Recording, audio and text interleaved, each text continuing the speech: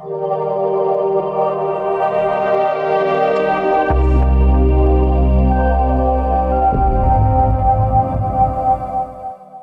Hello నమస్తే welcome to CMD news. నా పేరు కామాక్షి. ఈ రోజైతే మనం వడ్డిపాలెంలో, అదీ కాకుండా రైల్వే స్టేషన్కి సమీపంలో ఉన్నటువంటి కనకదుర్గమ్మ ఆలయంలో అయితే ఉన్నామండి.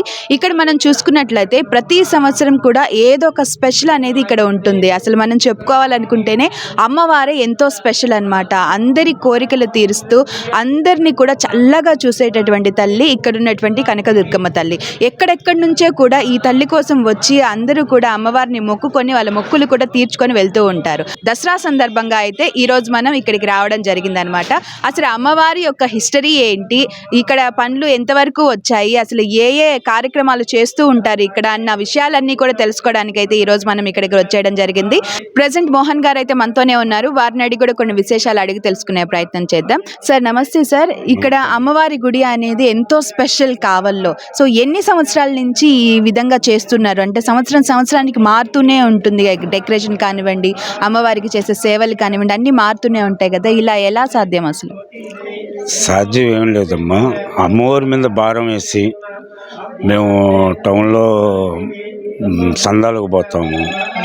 అమ్మవారి అనుగ్రహం వల్ల మాకు అమ్మవారు వాళ్ళకి దేవత అయితే మాకు సందాలు ఇచ్చేవాళ్ళు దేవుళ్ళు. వాళ్ళ యొక్క సందాలతోటి మేము ఇంత కార్యక్రమాలు మేము చేయగలుగుతున్నామమ్మా. గత 41 సంవత్సరం నుంచి చేస్తున్నాను. నాకు 58 ఏళ్ళు. 41 సంవత్సరం నుంచి చేస్తున్నాము. ఇప్పుడు వీళ్ళ నాన్నోళ్ళు చేస్తున్నారు నాతో పాటు. పాపం వాళ్ళు లేట్ అయ్యారు. కాకపోతే వాళ్ళ పిల్లకాయలు కంకణం కట్టుకొని వచ్చినారు మేము చేస్తామని. 41 సంవత్సరం నుంచి. అంతకుముందు ఒక పట్టం ఉన్నింది యాప చెట్టు కాడ. ఆ తర్వాత వీళ్ళ నాన్నోళ్ళు మేమేం చేసామనంటే గుడి కట్టించుకున్నాం, చిన్న గుడి. ఆ చిన్న గుడి తర్వాత ఇప్పుడు మళ్ళా పెద్ద గుడి కట్టించుకొని ఎట్టయినా మనం అభివృద్ధి చెయ్యాలా అని కంకణం కట్టుకున్నాం మేడం. మేము చేసిన కాడి నుంచి బాగానే ఉంది. మాకు ఆ మహాతల్లి బాగానే చూపిస్తుంది. సంవత్సరానికి ఒక ఇదంటారా, అది ఇచ్చే దాతలను బట్టి మేము చేస్తాం మేడం. మాకు ఎవరైతే ఇవ్వగలుగుతారో దాన్ని బట్టి మేము చేపిస్తాం మేడం.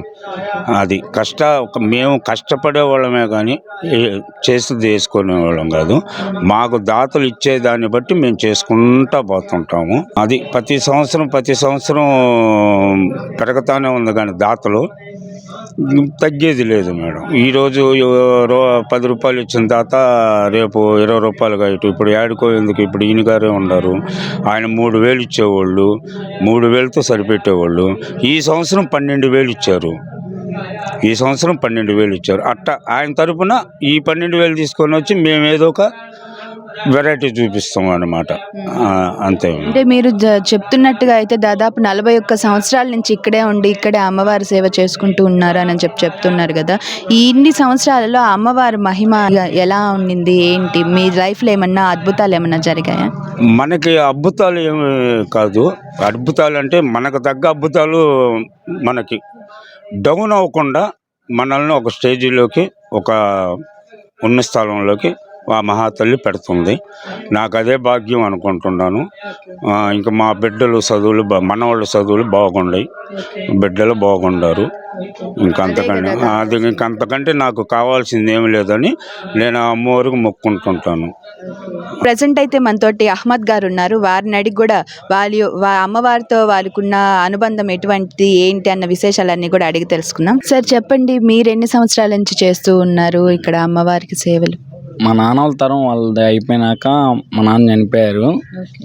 దాన్ని బట్టి ఇక్కడికి వచ్చి ఇలా బాబాయ్ పిలిచారు. మామూలుగా మీ నాన్న లేరు కదా, మీ నాన్న తర్వాత మీరే కదా చేయాల్సిందని చెప్పి తీసుకొని వచ్చి ఇక్కడ ఉన్నాము. నాన్న చనిపోయినప్పటి నుంచి ఇంకా అప్పటికి చందాలకు తిరగతా చేస్తా, సంవత్సరానికి ఏదో ఒకటి వెరైటీగా చేయాలి అనేది ఉంటుంది మా దగ్గర. చందాల దగ్గరికి, అందరి దగ్గర, ప్రతి ఒక్కరి దగ్గరికి వెళ్ళి ప్రతి సంవత్సరం ఏదో ఒకటి హైలైట్గా ఉండాలి అనేది చేస్తాం. పోయిన సంవత్సరం ఉయ్యాల అనేది చేసాము. ఈ సంవత్సరం తొట్టి అని నీళ్ళతో చేసింది ఉంది. అది వెరైటీగా చేస్తూ ఉంటాం. ఈ క్లాత్లన్నీ డెకరేషన్లన్నీ అవన్నీ అంతే. అంటే నార్మల్గా మనం విగ్రహాలను చూస్తూ ఉంటాం కదా, ప్రతిష్ఠ చేసిన విగ్రహాలను చూస్తుంటాం, స్వయంభూ విగ్రహాలను చూస్తూ ఉంటాం. మనకి లోపల అదొక ఫీలింగ్ వస్తుంది అనమాట. అమ్మవారిని చూడగానే ఆ శక్తి అనేది మనకు ఒక వైబ్రేషన్ అనేది వస్తూ ఉంటుంది. అలా కాకుండా ఇక్కడ మీరు ఈ విధంగా డిజైన్ చేయడం కానీ, అమ్మవారిని అలంకరించడం కానీ, 9 రోజులు పూజలు చేయడం కానీ మీకు ఏ విధంగా అనిపిస్తుంది? బాగా సంతోషంగా అనిపిస్తుంది. చేయాలి అనిపిస్తే ఏదైనా సంతోషంగా చేస్తాం. ప్రతి ఏడాది చేస్తాం. ప్రతి సంవత్సరం ఒకటంటూ ఏదో ఒకటి చేస్తూ ఉంటాం. ప్రతి సంవత్సరం సాయంత్రం పూట 7-7:30కి సాంబ్రాణి అనేది ఉంటుంది. ఆడోళ్ళు ముత్తైదులు వీళ్ళందరూ వచ్చి వెరైటీగా సాంబ్రాణి వేపిస్తూ ఉంటాం. ప్రతి సంవత్సరం 3 సంవత్సరాల నుంచి వేపిస్తూనే ఉన్నాం. అది హైలైట్ అవుతూనే ఉంది.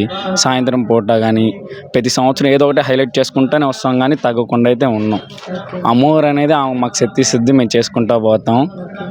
అది మీరు పడ్డ కష్టం ఏమాత్రం వృధా కావట్లేదు సార్. ప్రతి ఒక్కరు కూడా ఇక్కడికి వస్తున్నారు, అమ్మవారిని చూస్తున్నారు, వాళ్ళ కోరికలు మొక్కులు అన్నీ కూడా నెరవేర్చుకొని వెళ్తూ ఉన్నారు. సో ప్రజెంట్ అయితే అసలు ఈ ఆలయం యొక్క హిస్టరీ అనేది స్వామి గారు అయితే మనతో ఉన్నారు, ఆలయం యొక్క పూజారి. వారిని అడిగి కూడా తెలుసుకునే ప్రయత్నం చేద్దాం. ప్రజెంట్ మోహన్ శర్మ గారు అయితే మనతోనే ఉన్నారు, ఆలయ పూజారి అన్నమాట. సో వారిని అడిగి కూడా కొన్ని విశేషాలు అడిగి తెలుసుకున్నాను. స్వామి నమస్తే. స్వామి, అమ్మవారికి సంబంధించి అసలు ఈ ఆలయం యొక్క హిస్టరీ ఏంటి? అసలు ఈ నవరాత్రి ఉత్సవాలు అనేవి ఏ రోజు నుంచి ఏ రోజు దాకా జరుగుతాయి? ఒక్కొక్క రోజుకి గల ఒక్కొక్క ప్రాశస్త్యం ఏంటి? నమః శ్రీ గురుభ్యో నమః. దాదాపు గత 35 సంవత్సరాలుగా ఈ నవరాత్రి ఉత్సవాలు అతి వైభవంగా ఇక్కడ జరగబడుతున్నాయి. అంతకుముందు ఈ వేప చెట్టు కింద అమ్మవారిని ఇక్కడ ఉన్న ప్రజలు స్థాపించుకొని సిమెంటు విగ్రహం రూపంలో స్థాపించుకొని పూజలు చేసుకునేవాళ్ళు వాళ్ళే. తర్వాత ప్రతిష్ఠ చేయడం జరిగింది. ప్రతిష్ఠ చేసిన తర్వాత ప్రతి సంవత్సరము దినదినాభివృద్ధి జరుగుతూ ఈ ఆలయము ఇప్పటికీ బాగా వెలుగులోకి వచ్చింది. ఈ ఆలయంలో అమ్మవారి విశేషం ఏంటంటే, ఇక్కడ 18 వారాలు ఎవరైతే రాహుకాలంలో దీపం పెట్టి రాహుకాలంలో ఖడ్గమాల పూజ చేయించుకుంటారో వాళ్ళకి ఈ 18 వారాల లోపల వాళ్ళు ఏమనుకుంటే ఆ కోరికలు పూర్తిగా నెరవేరుతాయని అందరికీ ఇక్కడ పట్టణంలో నమ్మకం. కాబట్టి మహిళలు చాలామంది వచ్చి ఇక్కడ రాహుకాలు పూజ చేసుకొని వెళ్తూ ఉంటారు. అలాగే ప్రతి సంవత్సరం దేవీ నవరాత్రులు వైభవంగా నిర్వహిస్తూ ఉన్నాము. ఎప్పటిలాగే మొదటి రోజు అమ్మవారికి 108 బిందెలతోటి అభిషేకం, తర్వాత కలశ స్థాపన, గణపతి పూజ, పుణ్యావసనము తదితర కార్యక్రమాలు ఉంటాయి. ప్రతిరోజు ఉదయం గణపతి పూజ అయిపోయిన తర్వాత నవావరణ పూజ చేయిస్తాం ప్రత్యేకంగా. పట్టణంలో ఎక్కడ కానీ దీనికంటే పెద్ద గుళ్ళున్నా నవావరణం నవరాత్రుల్లో ఎక్కడ ఏ గుళ్ళోనూ చేయించడం లేదు. ఇక్కడ ఈ నవావరణం ప్రత్యేకత కాబట్టి మాకు ఉభయదాతలు కానీ ఒక్కసారి చేయించుకున్న వాళ్ళు తర్వాత మళ్ళీ ఇక్కడ చేయించుకోవాలనే అభిలాష చూపుతూ ఉంటారు. కాబట్టి ఇక్కడ నవావరణం ప్రత్యేకత. ప్రతిరోజు ఉదయం నవావరణం జరుగుతుంది. అయిపోయిన తర్వాత వివిధ రకాల హోమాలు ఉంటాయి. అదే రోజు సాయంత్రం మళ్ళీ సహస్రనామం కానీ చేయిస్తాము. చుట్టుపక్కల ఉన్న మహిళలు వచ్చి సాయంత్రం సహస్రనామం, లలితా సహస్రనామం పారాయణంలో పాల్గొంటారు. తీర్థప్రసాద వినియోగం ఉంటుంది. ప్రతిరోజు కార్యక్రమం అది. ఈ అమ్మవారిని 9 రోజులు ఒక్కో రోజు ఒక్కో విధంగా అలంకరించి ఇక్కడ ఉత్సవమూర్తిని దర్శనానికి ఉంచుతాము. దశమి రోజు అతి వైభవంగా అమ్మవారికి ఊరేగింపు చేస్తాము మేళతాళాలతోటి.